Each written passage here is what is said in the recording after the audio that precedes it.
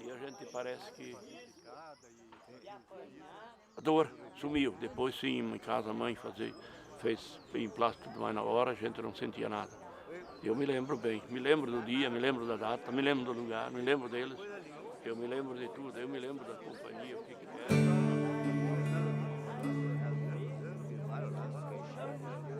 Ali chegaram na casa de um homem ali, ataram o casal de velho nos esteios do galpão e tinha duas mocinhas. Em 11 desfeitearam elas. Isso é triste, né, tia? Em 11. Que jeito não deixaram essas pobres práticas?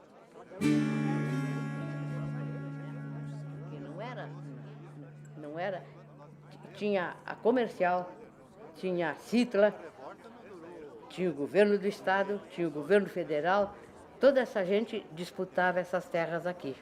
Cada um achava que tinha direito, porque a história é bem comprida. Mas isso que vocês acham de documentação? Muita gente ficou daqueles, não. Ficaram bonitos, pararam. Nós quase deixamos morrer a história. Infelizmente, a coisa foi muito séria. Se não tivesse os Pedrinho, o Leopoldo, isso aqui hoje não existia.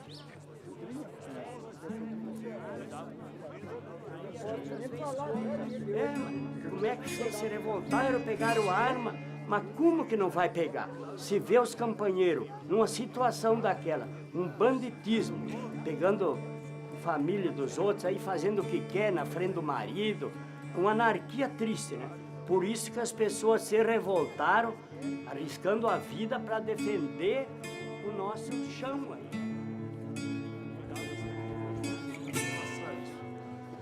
Então, por exemplo, o problema deles era o seguinte: eles tinham assinado um papel. Aquele papel era um contrato. Eles se comprometiam no papel a pagar tanto, a fazer tal coisa, etc, etc.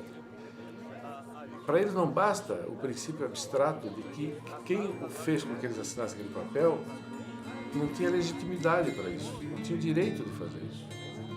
O fato é que ele assinou o papel. Então ele precisa destruir aquele papel.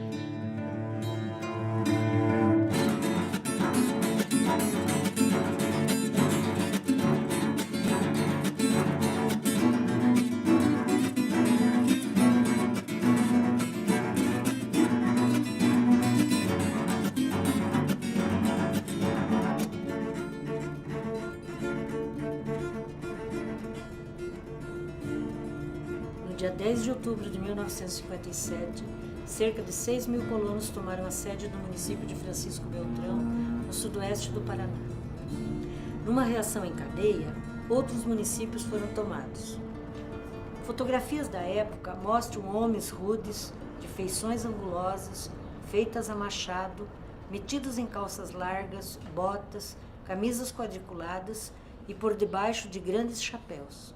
Cada um deles rasgando os pedaços dos malditos papéis que haviam transformado sua vida no inferno.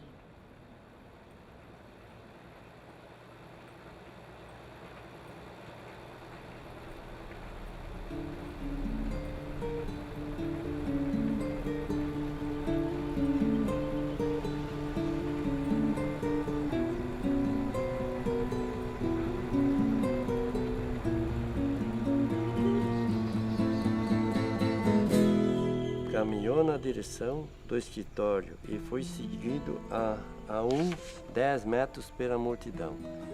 Ia a passos curtos, cuidados, ele gritou: "Queremos conversar." Da trincheira que os jagunços haviam improvisado, com 2 toras ninguém respondeu. Alemão sentiu que eles estavam com medo e gritou: "Vamos nessa bandeira, eles não atiram." A primeira rajada jogou o alemão para o ar, feito um pássaro. A segunda encontrou seu corpo caído de costas, abrindo em seu peito uma mancha vermelha, que escorreu sobre o campo de estrelas. A terceira rajada dispersou a multidão. Isso aqui se fala do combate do Verê. Mas aqui tem algumas coisas que, pelo que eu sei, não fecham. Né? Eu já questionei isso aqui nos anos 40 anos da revolta, 50 de novo. que o Leopoldo nunca tinha apelido de alemão. O apelido que ele tinha era Tigre. E eu li sobre isso aqui. Esse aqui foi alguém que escreveu e enfeitou um pouco a história. Aquilo que meu primo fez, aquele levante-me por conta dele, não tinha organização. Foi lá e morreu. Foi outro golpe que o povo sentiu, porque ele era o porta-bandeira, né? No combate ele levou a bandeira brasileira no ombro, né? E ele era de muita coragem, aquele meu primo. Organizou aquilo e foi lá para o Santana, se reuniu com 150 homens e tomaram os barracos da base do Santana e prenderam os caras e trouxeram preso em Tanoverê. E quando chegaram na cidade para tomar, que ia entrar ali e tomar o escritório, fechar, né? Aí foi recebida a metralhadora. Daí, segundo me disseram, eu nem o cadáver não vi, que meu pai não me deixou ir. Eu era muito criança, né? Disse que tinha levado um tiro no peito, mas não foi fatal, foi por cima do coração. E ele queria continuar brigando com os caras a facão quando chegaram lá. Daí encostaram a Winchester na testa e estouraram a cabeça dele.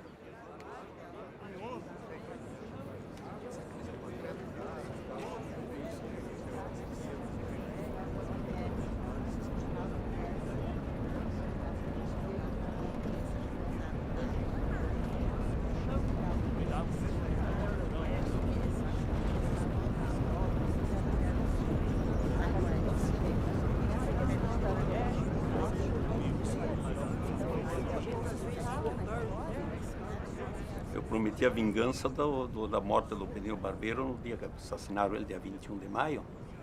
E aí fiz a promessa de comprar a briga, que nós íamos vingar a morte do Pedrinho Barbeiro. Aí eu peguei o jipe, andei uns quilômetros, o que eu fui falar? Quem é que sou eu para querer vingar a morte de uma jagunçada nada dessa, né? Tudo bem? Tudo bem. Quer chegar? Aqui a rapaziada estão fazendo um filme da Revolta de 57. De quê? Da Revolta de 57. Ah. Pois olha. A Inês está por ali ou não? Não tá, ela está em Pato Branco. Ah, ela mora em Pato Branco. Não, ela não tá mora pagando. lá, ela foi lá para ajudar a filha, dar uma mão lá nos aviários, lá, comprando muitos problemas de galinha, né? Só. E eu podia dar, mas não. A minha cabeça, que eu tomei um tombo e foi operado, eu esqueço, né? De tudo que passou, né? Ela dava aula para os piados falecido Pedrinho quando mataram ele. Pedrinho? É. Porque o Pedrinho era meu patrão, era um patrão daqui, ó. Eu não posso nem falar até dele hoje, que eu tenho que chorar por causa daquele homem. Mas que o Pedrinho fazia uma lista, né? Uma lista de assinatura, Sim, fazia? ele fez a lista. Cada um ajudava um pouco. Eu também ajudei com 5 reais naquela época, que era merais ainda, né? Eu ajudei, que era o nosso coração, aquele homem. Rio de Janeiro, pedi para o Juscelino, essa companhia era legal. Né? Ele era muito bondoso, né? E certo. E ele queria o bem do lugar. Ele até quando mataram ele, eu mostro aqui para os senhores, com licença, ele estava pregando a mata-junta assim, ó, dessa daqui, assim, batendo com o martelo lá em cima, fez a casa, estava pregando a mata-junta, e daí tiraram para as costas uns covardes que nem discutir nada, né, tivesse ao menos falado alguma coisa, um motivo, né, de briga, não. Nada. Deixa eu perguntar uma coisa. O senhor autoriza a gente a usar a sua imagem no filme, se for preciso? O que era? A gente está fazendo um filme. Sim. O senhor autoriza a gente usar a sua imagem que a gente gravou aqui para o filme? Sim, não tem problema. Então diga o seu nome e diga isso para a câmera ali. Jardilino Guandalim. Aí diga assim, autorizo usar a minha imagem. Autorizo a minha imagem de Jardilino Guandalim, o que eu falei e o sustento onde for preciso. Tá bom? Muito obrigado, senhor Adriano. Eu que agradeço. Obrigadão, hein? Eu que agradeço. Obrigado, hein? Felicidade. Tudo de bom pro senhor.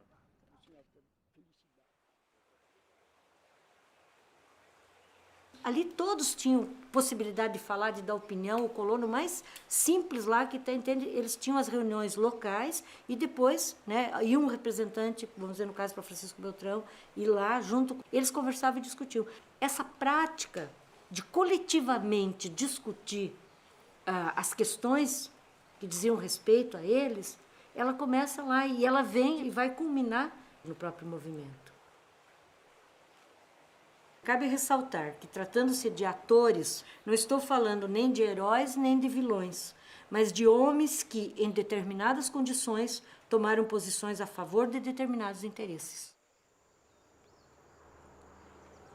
O negócio era não fazer muito caos, que você começava a teimar com eles, fazer caos e querer bronquear, aí... Mas os jagunços, eles chegaram a ameaçar vocês, a fazer alguma coisa? Não, nunca, porque nós lavava a roupa dele. Eu e uma vizinha, né? Só que nós ficava quietos, não dizia, mas a vizinha enxergava tudo, né? Era só medo. Mas você não tinha, eu acho que era o vale, A gente era meio tudo, né? bobo, né? Por quê? Assim, bobo, tinha medo até dos tico-tico, do passarinho. Quanta gente que ele matava, botava no rio, e a gente que matava e botava dentro do rio. Daquele que moria não fazia. E daí podia morrer nós também. Tinha medo, né? Matava boi, vaca na colônia, vinha para casa no Beltrão só de noite. Se tu ia com as boas, não, né? Daí deixava. Então eles brigavam aí na colônia nossa. Na colônia eles brigavam com os outros, comigo não. Eu ia caçar junto com eles, caçar passarinho e depois fazia passarinhada.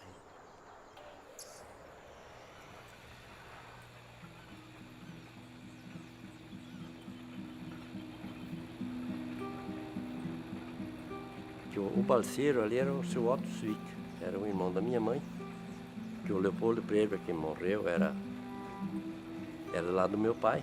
Meu pai era Preber e a minha mãe era Zwick. E esse Otto Zwick parou muito tempo no mato.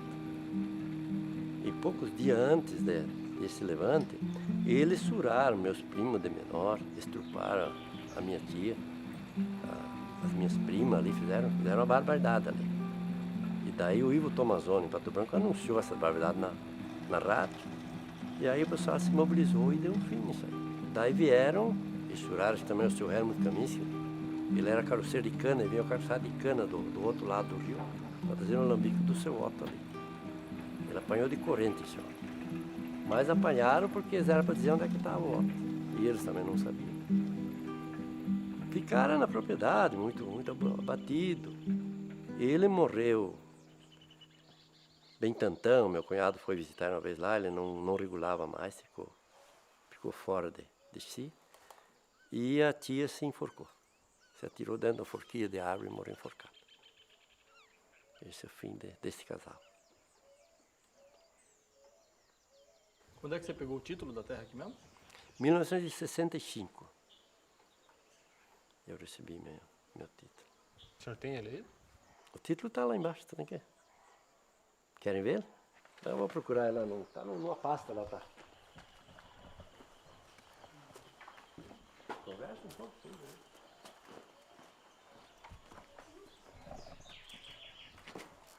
Você já tem aquele material, posso falar? Pode.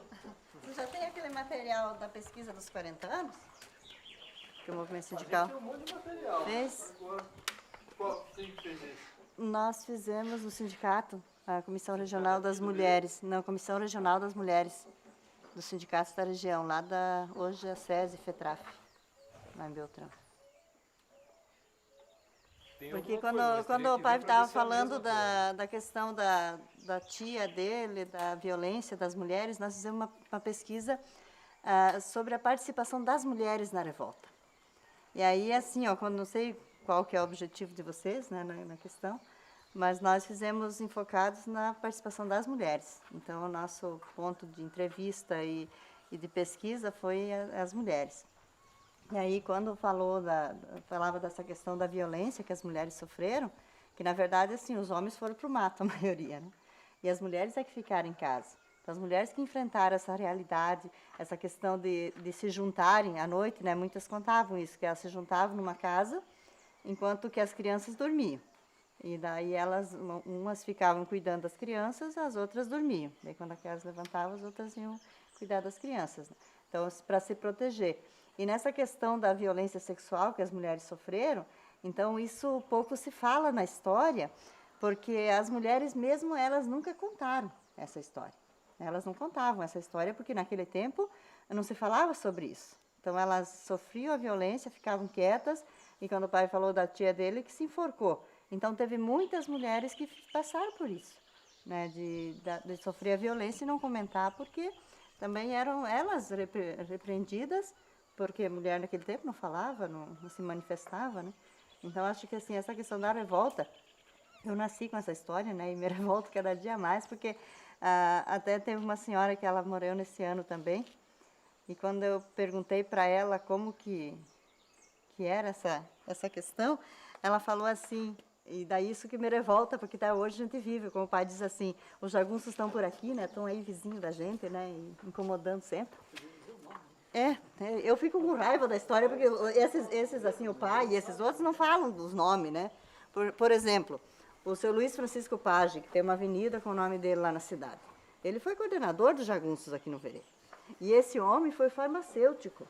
E essa mulher que me contou, em 97, foi quando nós fizemos a pesquisa, ela disse assim, ele coordenava os jagunços para fazer as violências, e daí os nossos maridos iam lá buscar remédio para nós curar.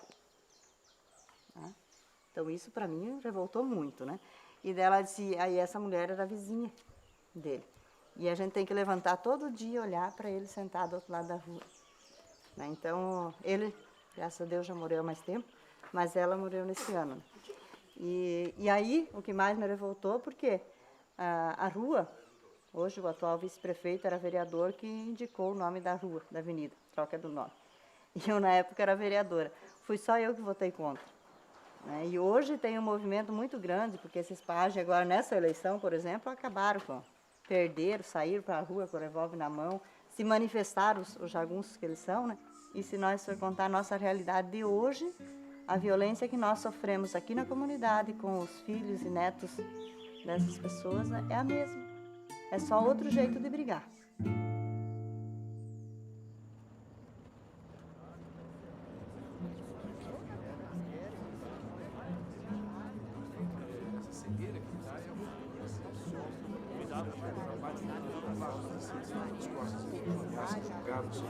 Quando o sol parte diretamente nele, manchado.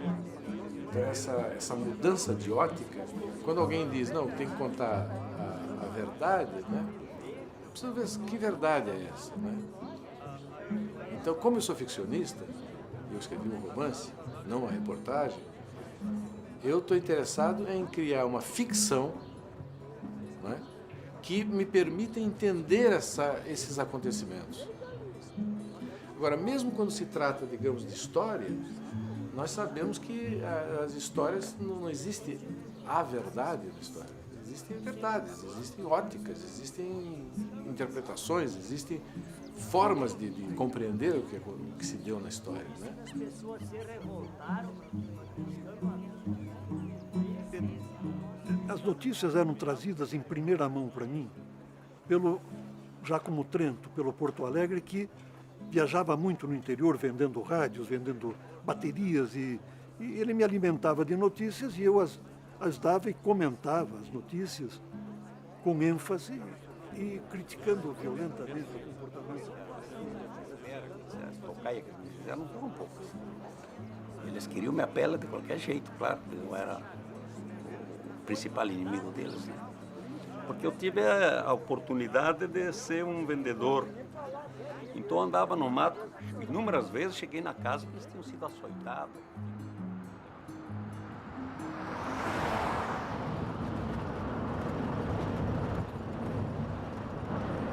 E em Francisco Beltrão e Pato Branco, eles comemoram a revolta o dia 10 de outubro.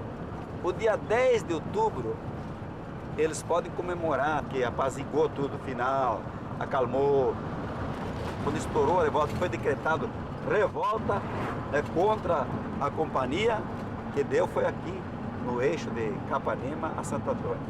Então, tem um cidadão chamado Porto Alegre, que eu posso falar, ele vai no rádio, vai na televisão, fala que ele prendeu não sei quantos, 30 e poucos em Pato Branco, mas vai prender 30 e poucos um cara sozinho, de que maneira, rapaz? Ele está com fantasia na cabeça, entende? Então esse dia, por exemplo, esse dia que os colonos se levantaram, eles foram para conversar com os caras da companhia. Estavam abrindo uma clareira para começar uma medição de uma área de terra de uma família que aceitou a medição e aceitou comprar. Daí quando os colonos chegaram pela mata, de dentro do mato, um dos líderes, Pedro Silveira, falou: vocês vão ficar medindo aqui, vão medir só essa área dos marinhos. E a resposta foi bala de calibre grosso. Fizeram uma peneira do acampamento, fizeram uma peneira. Mas teve um que caiu e se fingiu de morto. E quando 2 colonos saíram para fora do mato, gritaram assim: ganhamos a guerra. O cara matou os 2. O cara matou os 2. Só que depois os outros colonos mataram o cara, porque viram de onde é que atirou, né? Aí mataram o cara. Agora logo na frente você vai achar um lugarzinho, você vai entrar à direita. Tem os moradores daqui que ainda sabem, né, do local, porque está ficando no esquecimento esse local. Porque quem lembra é só os da época. Pode entrar na estradinha de chão aí, que é bem boa a estrada. Aqui, ó. Eles colocaram aqui 3 palanques, os caras da companhia fincaram 3 palanques aqui, ó. Um assim, outro ali e outro ali. E iam medir uma área de uma família grande aqui. Vamos parar aqui um pouco, faz parar o carro aí. Segura aí, segura aí. Vamos perguntar para ver se ele sabe, só para ver se ele sabe. Só para ver se ele sabe. Vamos ver se ele sabe. Vamos ver se ele sabe. Boa tarde. Oi, Alice. Tudo bem? Como é que tá? Tudo bem? Bem, graças a Deus. Bom, tudo bem? Bom. Me reconheceram, então? Madilson. Vamos tirar pra nós aí. Tudo bem, eu vou dar uma mão. Você quantos anos tem hoje, cara? Madilson. Tudo bem, graças a Deus. Bom. 45? 51. 51. Então, tu nasceu no ano da revolta? 57, isso. Né? Onde é que foi o primeiro, vamos ver se você sabe explicar para eles onde é que foi o combate aqui. Aqui houve um combate, foi por aqui assim, não sei nessa... ali embaixo. Ali assim, né? Estava dizendo que aqui chama-se, o apelido desse lugarzinho aqui é 3 palanques, né? 3 palanques? 3 palanques, 3 palanques. Fincaram um Sim. ali, outro lá, que iam medir aquela área grande da família Marim, né? Sim. Então tu sabe um pouco da história de contar.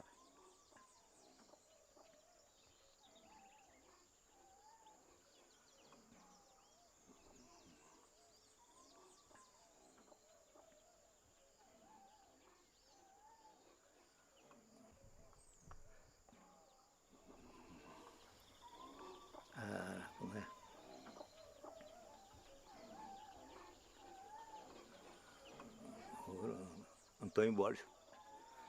Antônio Borges era bandido, né?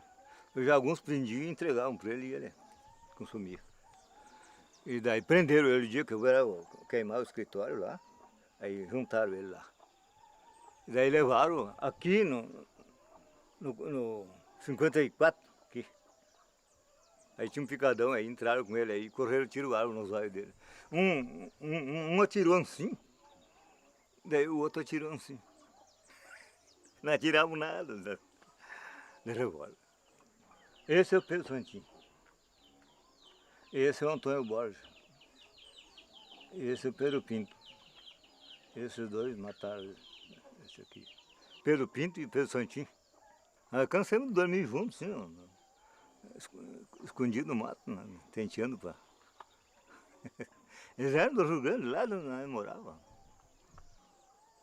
Foi uma pena que lá no 17, lá, que vai para Pranchita, lá foi feita uma tocaia muito bem feita lá, mas morreu 3 homens lá, colono. Foi uma pena. Os homens eram bons, mas... pegaram carona com eles, levaram para Santo Antônio para assinar o contrato na marra lá. Daí os homens, para não vir a pé, tuxeram, mas eles estavam apertando. E daí tuxeram eles, tipo um cinto de recém, né? E daí os colonos estavam prontos para aquilo. Meteram fogo igual. Fazer o quê, né? E nem conhecer os homens que estavam que nem isso, assim de terra, era o tempo de uma seca. Tá amarela de poeira. Daí nem conhecer quem é. Lá onde estava o tal de Paulo Minusso. Paulo Minusso estava na caminhoneta. E o filho dele estava na trincheira. Oscar Ambras. Fogueteou também. E daí quando arrasaram, saiu do mato para ver, estavam morrendo. E daí ele olhou assim o pai dele abrindo a boca, rapaz. O homem ficou quase, Deus do livro. Meu pai está aqui, meu Deus do céu. Quem sabe lá se não fui eu mesmo que atirei ele. Isso foi triste. Olha, foi triste. Aquele homem se desesperou de um jeito que tá louco. Seu João, explica para mim dele como é que as pessoas ficavam lá na trincheira. Aqui vinha uma estrada e fazia essa curva aqui, ó. Roubava um pau, botava bem aqui, ó. E daí ficava tudo esteirado de nego aqui, ó. Quando eles enfronteavam aqui, fogo. E quem é que falava que era a hora certa de atirar? Não é? Quem que falava fogo? Quem que falava a hora de atirar? Ah, mas era tudo combinado. Tudo por apito. Um apito, tudo tinha um apitinho. Porque cada grupo tinha um chefe, né? Quando o chefe, quando eles enfrentavam, eles davam um apito, não precisava responder ao apito, podia puxar. E daí, se por acaso perdia um companheiro que ficava meio, não sabia onde é que estava, daí apitava, ele respondia, daí nós achava. Era só por apito, ninguém falava. É muda a coisa.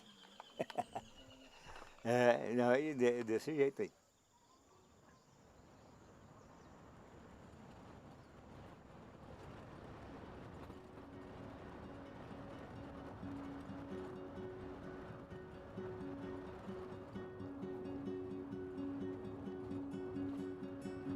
E a gente toma como objeto de estudo aquilo que, num certo sentido, nos incomoda, as nossas marcas, as nossas, né? Então, era uma marca ter vivido 57, porque nós chegamos em Francisco Beltrão em outubro de 56, né? E no início de 57, as companhias de terra se instalaram na região. E nós morávamos perto do Hotel Cruzeiro, que era onde os jagunços se hospedavam. De dia eles iam pro mato, né? E à noite eles estavam, em final da tarde eles chegavam na cidade, começavam a andar na cidade com aquelas capas pretas, todo mundo, a gente começou a escurecer, a gente ficava dentro de casa, ninguém mais saía, porque nós tínhamos muito medo. Quer dizer, a coisa de criança, o medo, aquela situação de tensão, o medo de você sair na rua e você poder ser objeto de violência que eles praticavam no interior, nós que morávamos na cidade também tínhamos isso. Não eram só os colonos. A gente fala assim, o 57 é a revolta dos colonos. Não, 57 é a revolta da população do Sudoeste, colonos, comerciantes, pessoas... Entende? Por quê? Porque naquela época não existia essa separação tão grande entre rural e urbano, né? Ali todos eram poceiros. Se eu pensar em termos da minha família, depois de publicar o livro, eu fui saber que o meu pai era amigo dos caras das companhias de terra. E por que eu olhei, eu nunca conversei com ele, mas conhecendo meu pai, por que ele fez isso? Essas coisas assim era comum, né? Fazer pescaria, passarinhada e coisas. Isso era comum.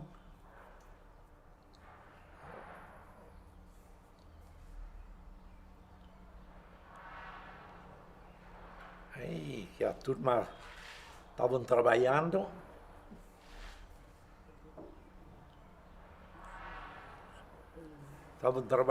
E dizia, vamos se reunir, fazer uma passarinhada aí, ou pescaria.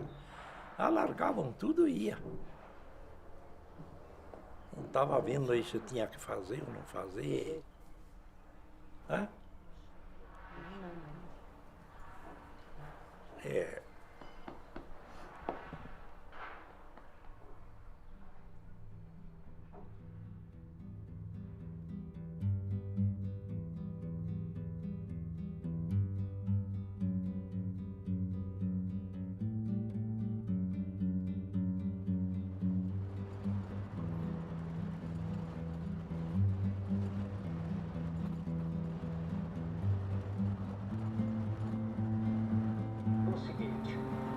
Ninguém pode acreditar até hoje.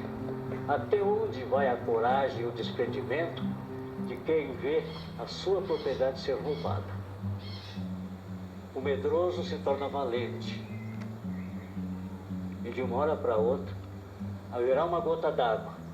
E essa gota d'água vai provocar um levante no sudoeste do Paraná, do Poceiro contra os grileiros.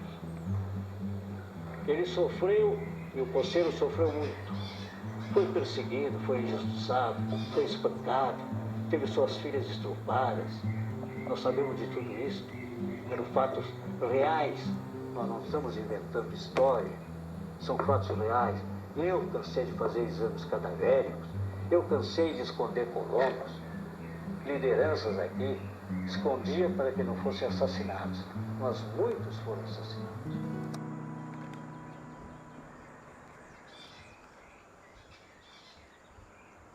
Eu não queria que o Walter se metesse. Depois que ele estava metido, eu participei também, né? Porque o que adianta um querer uma coisa, outro querer outra?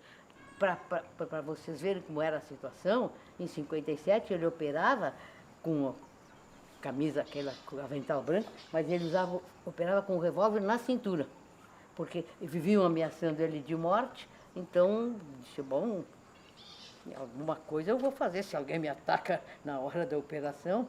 Ele só dizia para os colonos, vocês não assinem os papéis das companhias, porque eles não são donos, isso aí vai ser perdido, não assinem. Aí eles fizeram tudo quanto foi proposta para o Walter, que davam terras, davam pinheiro, porque a briga mesmo era por causa dos pinheiros, né? Não era por causa propriamente da terra, era os pinheiros, que aqui era de Beltrão até não sei onde, era um pinhal só, era uma maravilha de se ver, sabe?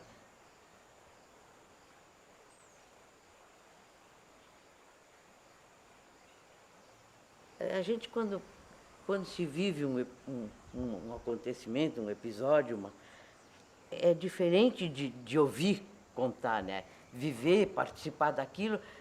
No fim, a gente achava normal aquilo. O nosso dia era assim, a gente ia na rua, encontrava o pessoal das companhias. Um dia comemoravam que a serra era da Cítala, no outro dia era da Comercial, no outro dia era da Ambros e Piva, todo mundo era dono. Era o governo que ganhava, iam fazer isso, iam fazer aquilo. E assim a gente, todo dia era uma novidade. E a gente, era o dia a dia da gente, se acostumava. Aceitava não, vivia com aquilo.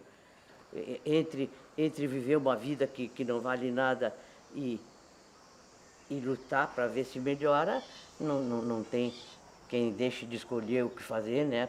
Lutar, porque do jeito que estava não dava. E eu também atirava, eu atirava muito bem, e eu juntava os vidrinhos e botava tudo assim no barranco. E nós ficávamos uns 20 metros atrás, atirando nos fins de semana para nos distrair. Essa é muito boa. Ela é muito certeira, gente, aquelas balinhas pequenas, sabe, 22. Bem pequenininha, bota aqui, mas ela é boa que nem sei, é bem certinho. Cuidado, eu posso até matar vocês todos aqui agora. Mira naquele rapaz lá. Aquele lá? Mira na câmera. É chato, muito chato. Mira na câmera. Posso atirar? Não?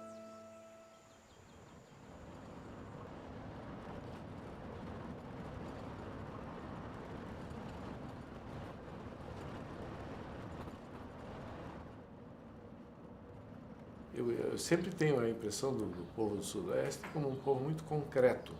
Então, em vários lugares, várias discussões, eu encontrei esse tipo de coisa neles e procurei passar isso. O problema deles era o seguinte, eles tinham assinado um papel. Aquele papel era um contrato. Eles se comprometiam no papel a pagar tanto, a fazer tal coisa, etc, etc. Para eles não basta o princípio abstrato de que quem o fez com que eles assinassem aquele papel não tinha legitimidade para isso, não tinha o direito de fazer isso. O fato é que ele assinou o papel, e que existe um papel, compreende? Então ele precisa destruir aquele papel. Então, essa coisa concreta, compreende? Então por isso que essas cenas da Avenida Júlia Assis Cavalheiro, e que eles destruíram lá os escritórios, né, da companhia, jogaram tudo para fora e fizeram questão de jogar toda a papelada para fora. E rasgar. E rasgavam as papeladas. E alguns contam que quem achava a sua nota promissória ali ficava feliz da vida porque tinha o prazer de rasgar a nota promissória.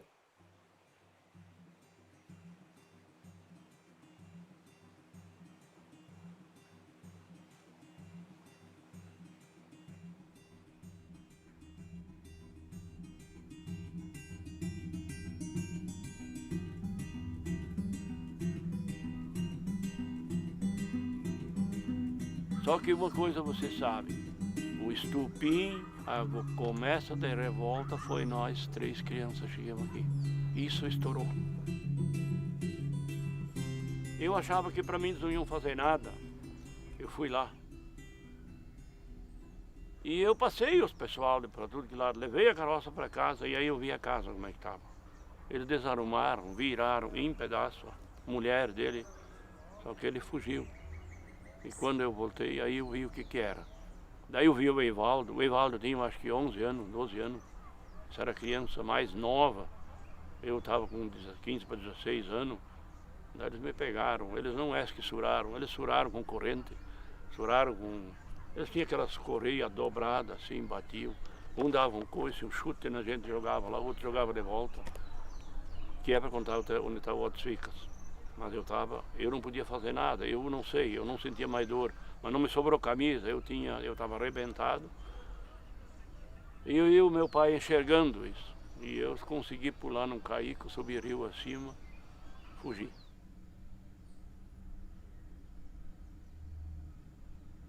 E nós nós fomos naquela delegacia. Você e quem veio junto? Veio comigo o Evaldo Tswika, que tinha 12 anos, um gurizote machucado, arrebentado, e o Adalberto Ruta, que era o que trabalhava com outros, nós 3, tudo guri. Quem estava trazendo vocês era o Constante Tavares. O Constante Tavares trouxe nós. E ele trouxe aqui. E eles sabiam onde era a delegacia, e lá nós fomos na delegacia. E aonde não tinha, o delegado não deu bola. E aí nós achamos o Porto Alegre. E aí o Porto Alegre se desavorou disso. Eu entrei no jipe dele, corremos para lá e para cá. E onde nós fomos procurar o juiz, né? O juiz não estava viajando. Estava viajando. O juiz não estava aqui. E aí eu consegui conhecer ele. E ele fomos, daí com ele, fomos na rádio. Aí nós conhecemos o Ivo Tomazoni de perto.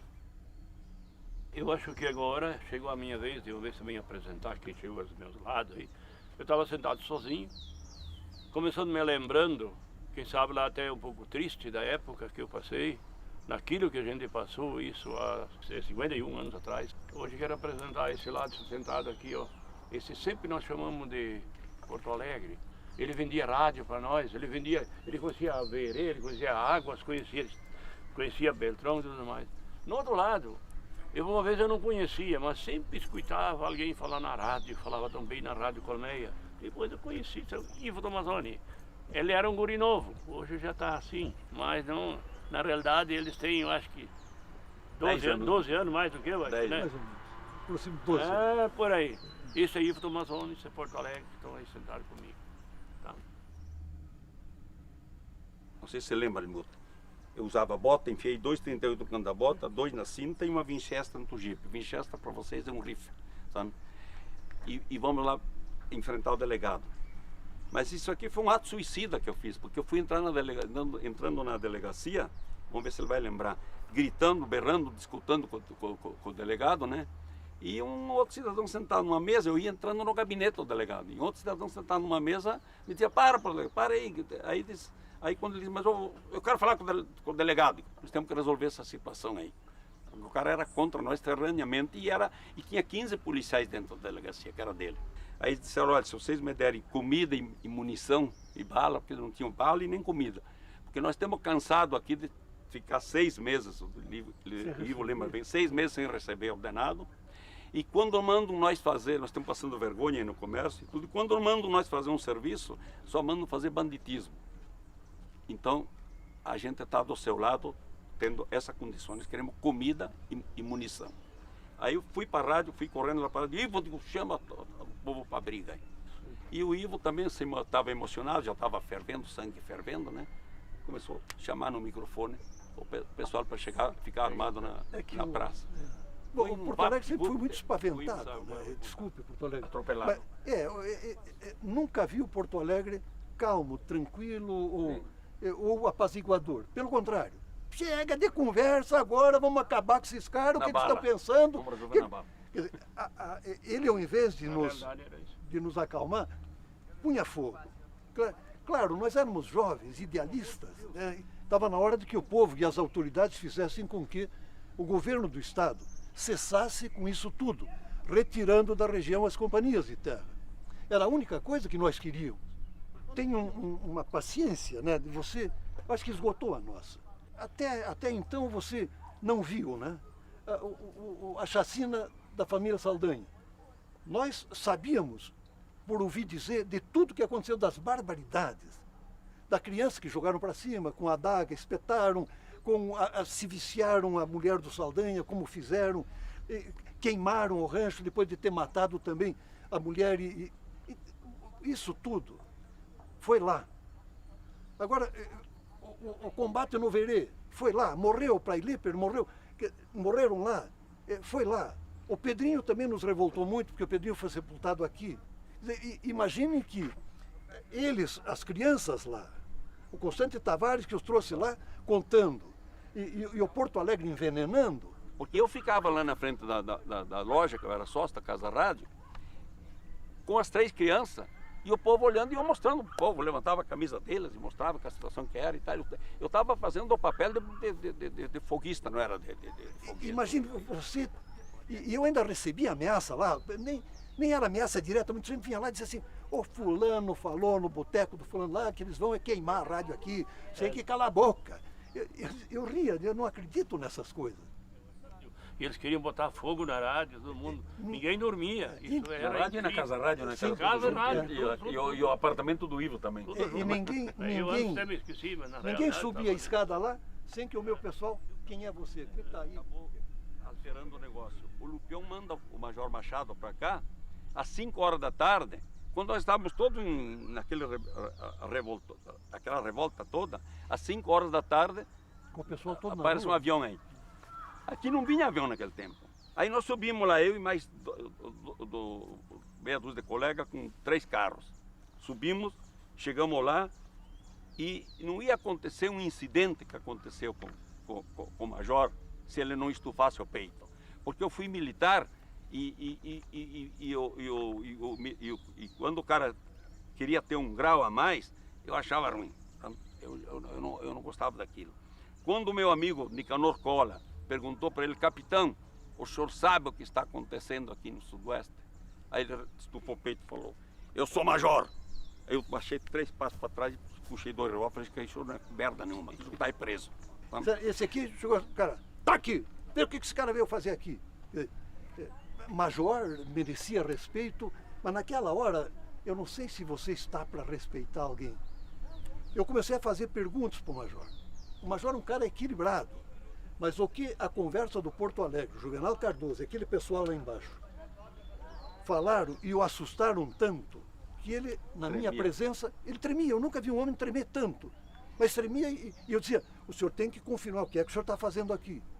O senhor veio para nos ajudar ou o senhor veio para destruir? Quando o Major foi para o interior, acabou sendo convencido que devia ir para o interior para caçar jagunço, ele admitiu que o Porto Alegre chefiasse a expedição.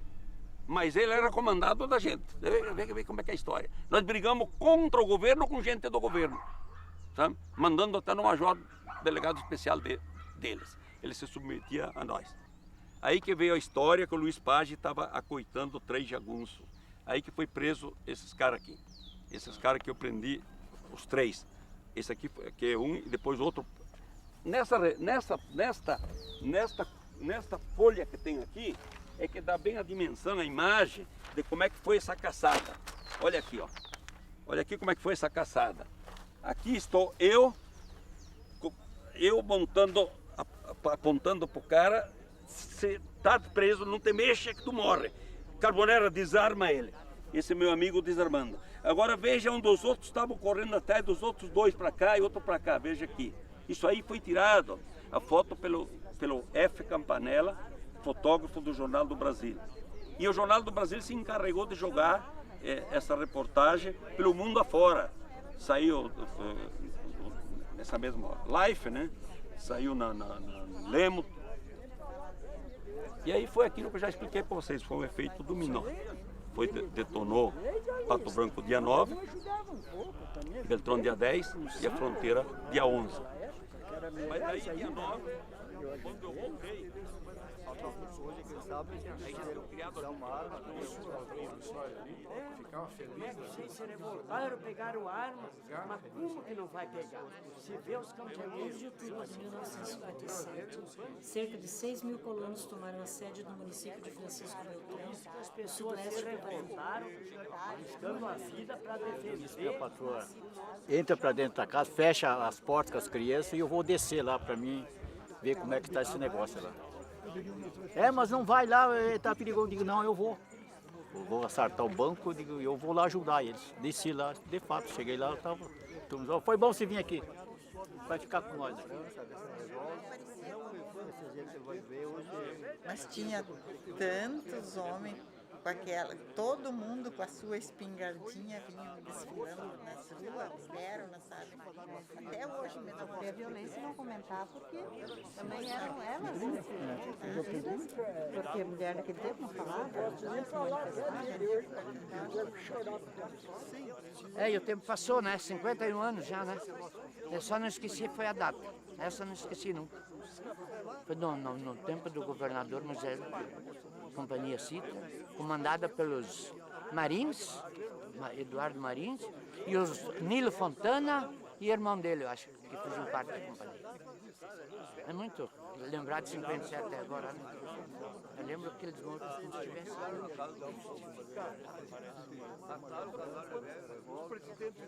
Essa gente vai ver hoje, aquilo que acontece aqui hoje está acontecendo no Pará, né? Com certeza acontece no Mato Grosso, acontece na Bahia, acontece em toda parte do Brasil. Deve ter já começado com os negros, quando eram escravos, né? Essa da revolta da terra para os pequenos. Então foi uma maneira da gente, quem sabe, levar essa nossa história aqui para o Brasil inteiro e o que pudesse, quem sabe, destruir o escritório. Por isso que as pessoas se revoltaram. Toda a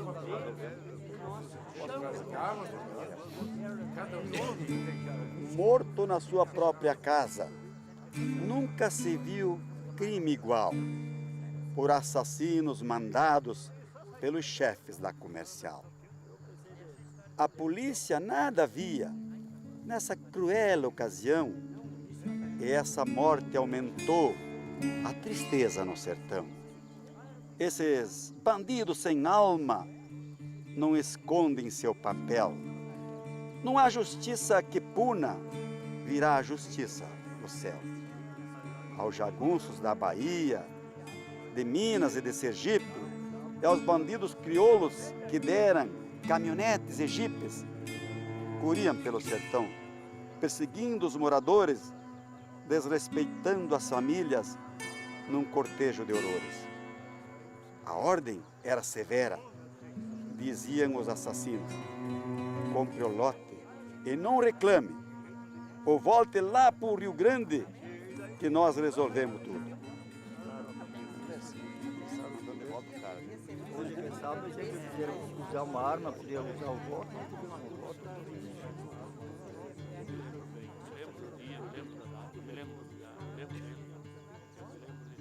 Daí eu pergunto, e eu? Mas sei, o João ouviu essas histórias que nós contamos desde que ele é pequeno, né? Isso, você era pequenininho, já tinha nascido quando eu escrevi, quando o Roberto escreveu, né? A entrevista com o Porto Alegre. Porto Alegre. Ele estava presente, né? Conversa com ele outro dia, dessas pesquisas todas aí. Por que o Marcelo não veio? O Marcelo é meu fã, o Marcelo queria ser o Porto Alegre também. Aí eu liguei com o João outro dia, a gente estava ali pesquisando. Aí eu falei com o João, João, o seu interesse pelo tema deve ser um trauma de infância também. Seus pais pesquisavam tanto o tema que não brincavam com você. Não, na hora que